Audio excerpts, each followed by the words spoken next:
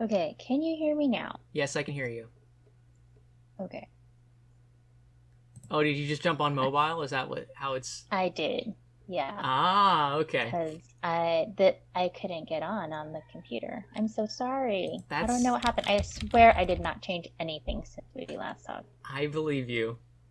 I believe you. I'm sorry. That's strange though. Oh well. The era of sound issues has not come to an end here. So how's your day been? Ah, good. Good. Been on and off watching you on here all day, so it's been Yeah. so exciting.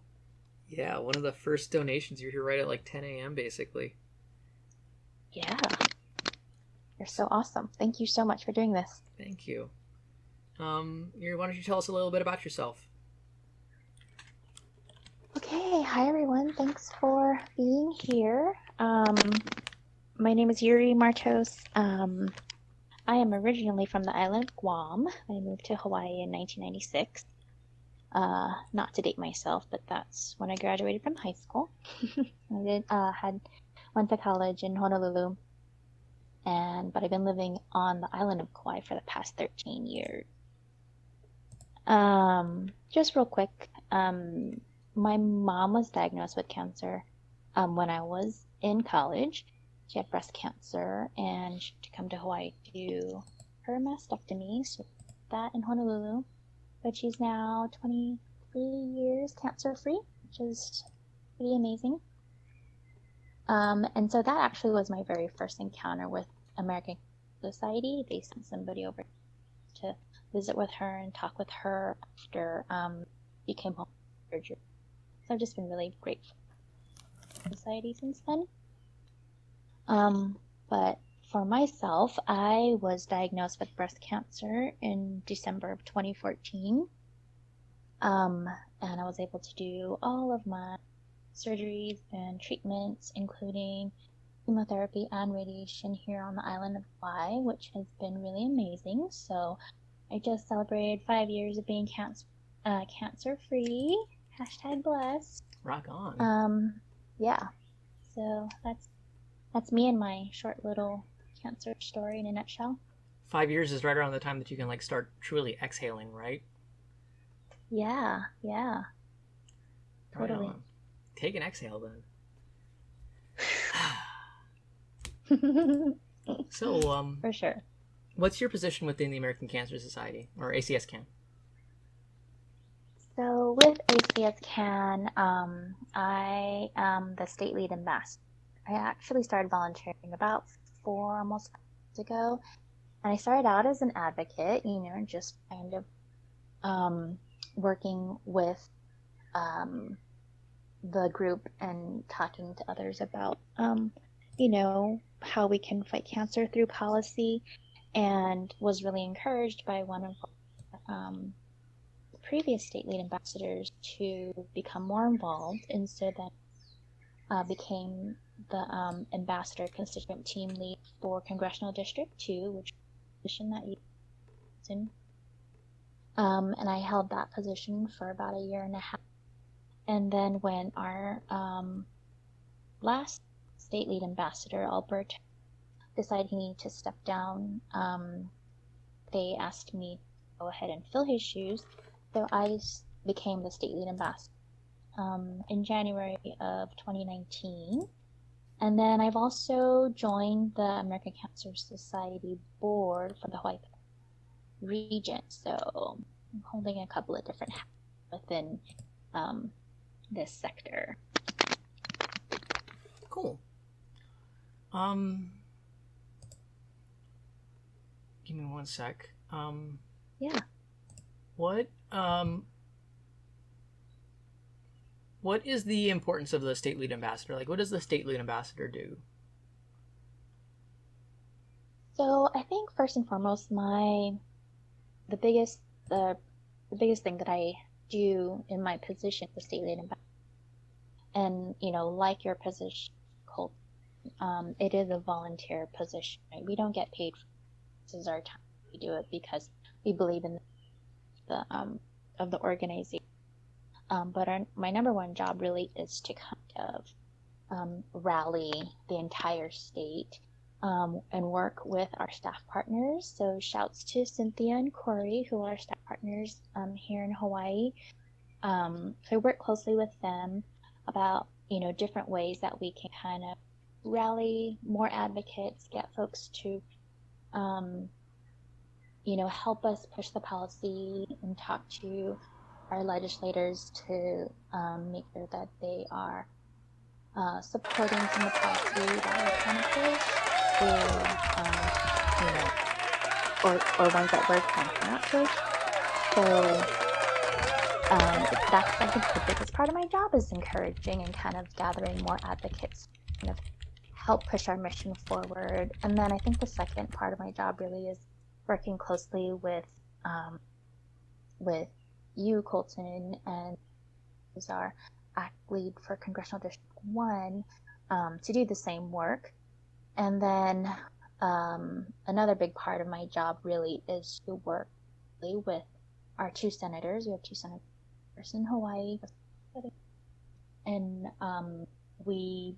my job is to work closely with them and their partners, also get their support and encourage them that we're trying to push, really get their colleagues to, Well, you're cutting out just a little bit.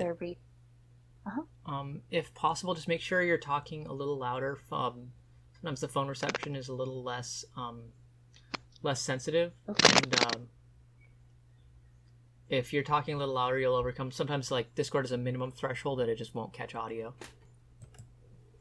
Okay. Thanks. Sorry, you were cutting out a whole bunch. I just wanted to make sure that I'm sorry. everyone can hear you. No, you're good. Okay. Yeah, so the other part is to just work very closely with our state senators and also encouraging them to support policy that we're trying to push through and get their support to do, to get their colleagues to support things like cancer research and things like that. Right. Cool. So you are in the relatively unique position within ACS CAN, at least within the state of Hawaii, in that before becoming the state lead ambassador, you were the ACT lead for Hawaii Congressional District 2, which is my current position. So you've been both an ACT lead and a state lead ambassador. In what ways are those positions similar as far as the interactions go, and how are they different? I think the biggest difference is ACT leads really are, you're a representative of your congressional district, right? So with our ACT leads, what we try to do is have them kind of rally the folks within their district. And then for the state lead, because we're kind of for the entire state, our job is really to rally the entire state and then also to work closely with the ACT leads to make sure that folks within their areas are being heard and that we can gather information from all of our different congressional districts, really help inform us on the different issues that we're seeing within the community with our survivors, folks in the health industry and things like that. So I think that's the biggest the biggest difference really. ACT leads are more specific to their congressional and the state lead ambassadors kind of right overseeing everyone. Yeah, which is huge because there are fewer, I think, districts within a state where you can see more stark of a difference than between Hawaii Congressional Districts 1 and 2. District 1, for those of you who aren't from Hawaii, is Honolulu. It's a big city, plopped right in the middle of, the southern end of Oahu, and it's just the city, basically, and a very select few parts around the city. Hawaii Congressional District 2 is the rest of the state. So we have a lot of unique geographical differences, like this congressional district is multiple islands. So there are a lot of sort of unique microcosms that need to be addressed in addition to the stuff on like the periphery of Oahu as well. Yuri, why is it important to build rapport with Congress people? Because, they are our elected leaders, and they need to know what's important within their areas. And we are literally the voice of the people here. So we need to make sure that we in good contact with them to let them know what we're seeing, let them know basically,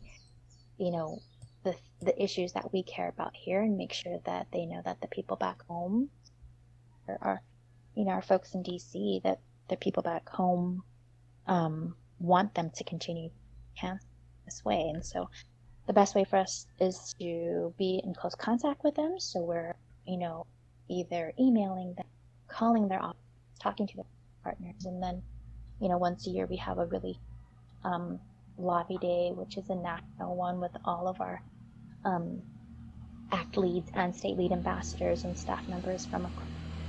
We all basically storm the Capitol one day and just, hit all the offices to as many congressional members as we can, and let them know that, we want them to continue if they can. Right. How do you decide, like just personally, which bills or types of cancer or potential interventions are the highest priority to you?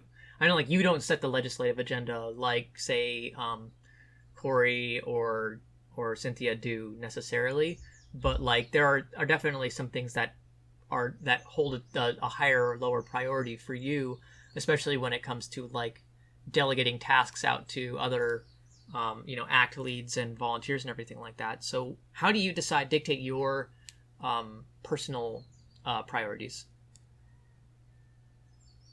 Honestly, I take marching orders from Corey and Cynthia,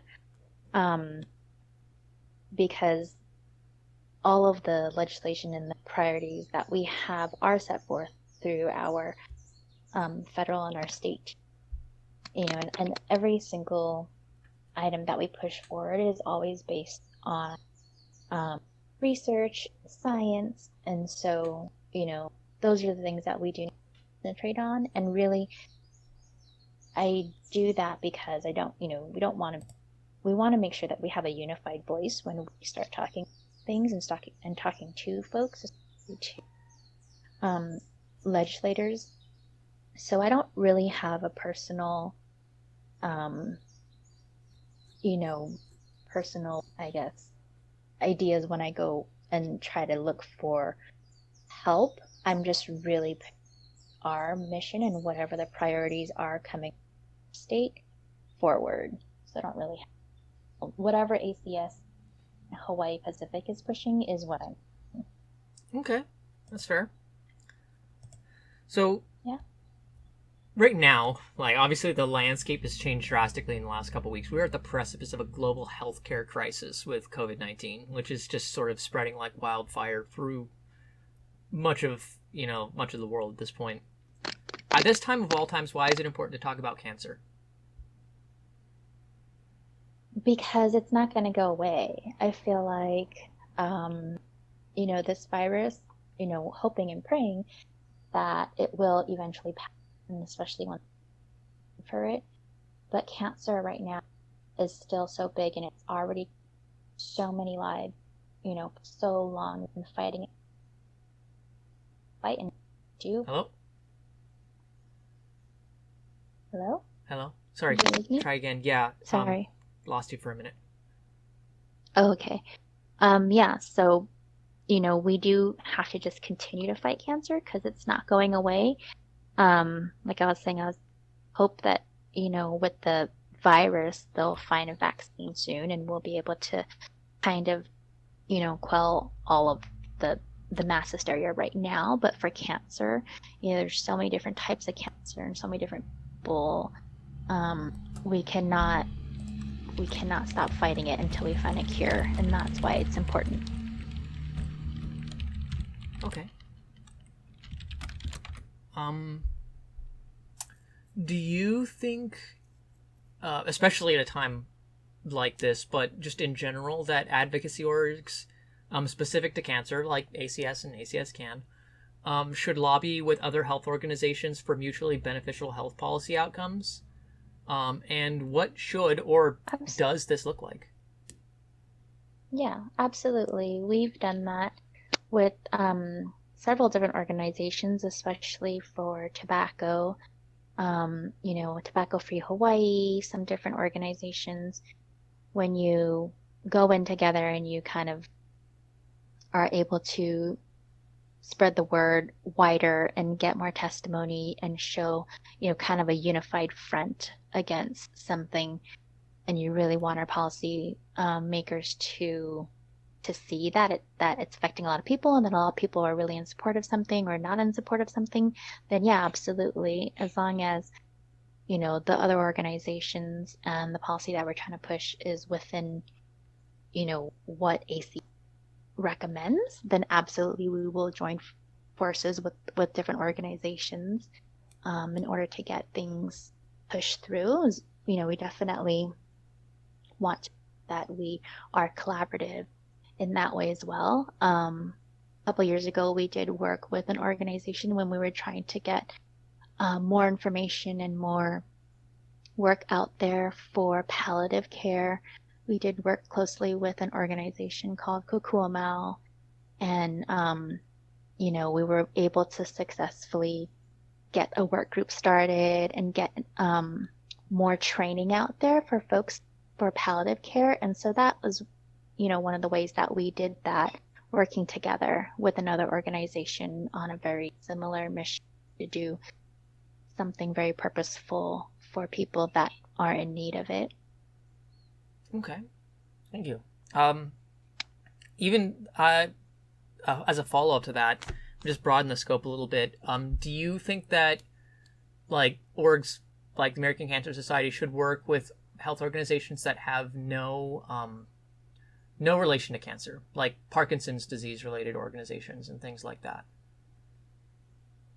for like Um, mutually beneficial policy outcomes? So like not necessarily like you're working on a bill like for like Parkinson's related care, but um, obviously like the big issue, health issue would be like Medicare for all or some form of universal health care. But other ones that come to mind are like the Palliative Care Act from last year is not mhm. necessarily specific to cancer, although it did involve a lot of like uh, work groups and stuff like that and stuff related to cancer. Um, Definitely wherever there's alignment, we would try to work with different organizations, even if the policy that we're trying to push is not necessarily cancer related. So, like something we were trying to get support on through the Hawaii State Ledge this year was on asking them to not tax um, nonprofit charity for um, some specific donations that come in, because when we get some specific donations, like things that are donated to us in kind, the organization has to still pay the taxes on that. So things like when we have um, what you call those things, um, silent auctions and things like that, people donate things to us Right. when they're so anyways, that is an example of something that is non-cancer related, but we joined forces with other nonprofit organizations to push that legislation forward because it'd be mutually beneficial for everyone in that sense.